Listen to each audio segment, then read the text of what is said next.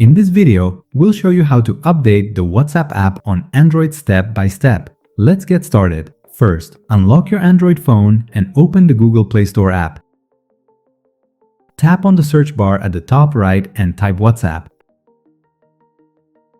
From the search results, tap on WhatsApp Messenger.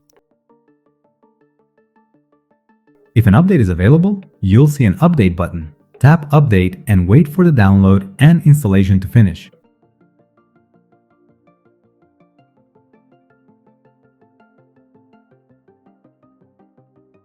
Once the update is complete, tap Open to launch WhatsApp. Your app is now updated to the latest version.